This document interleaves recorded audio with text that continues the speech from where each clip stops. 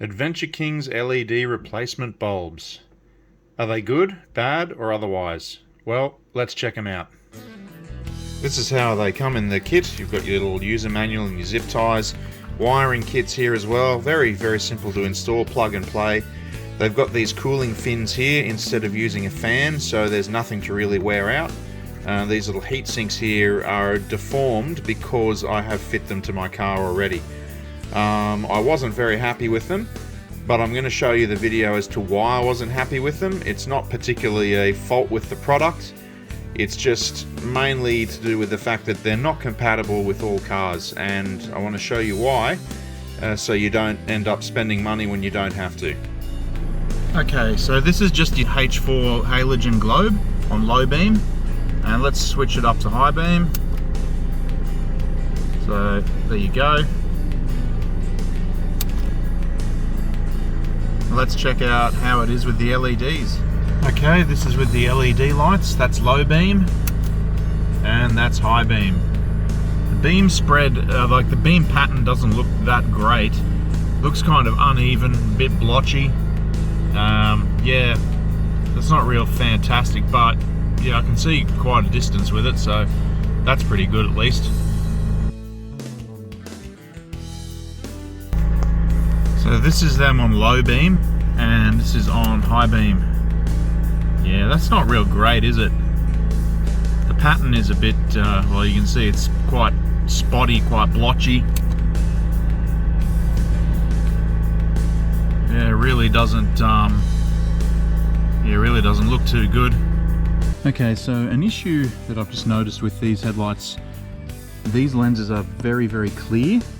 So I'm going to try and swap it with this particular light. You can see it's got the diffusers in the lens, and I'm going to see if that makes any difference with how well these LED lights perform. Okay, that's with the different headlight housings with the diffusers in the glass. It's a bit better, definitely not as blotchy on low beam, but high beam is still not great. So I'm not writing these lights off completely, because they still could be all right if they're in the proper, if they've got the proper reflectors behind them.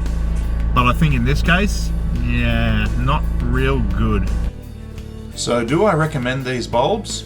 Well, no, not really. And there's a few reasons why. Firstly, they're not ADR approved, which is clearly stated on the box, which means you can't legally drive with them on the road here in Australia. I know heaps of guys do it, but that's their choice. So remember that there may be legal and insurance implications if anything happens as a result of having them on your car. Secondly, because many headlight housings, especially on older cars, were never made with LED bulbs in mind, the reflector may not project an even light pattern as seen. Some cars do, but like mine, many don't. And had I known it would have been like this, I would have spent my money on something else. Thirdly, if you buy these bulbs and fit them to your car, and you're not happy with them, you won't get your money back, as the fault will be with the headlight housing on your car and not the bulb itself. So keep that in mind before shelling out the hard-earned coin on them.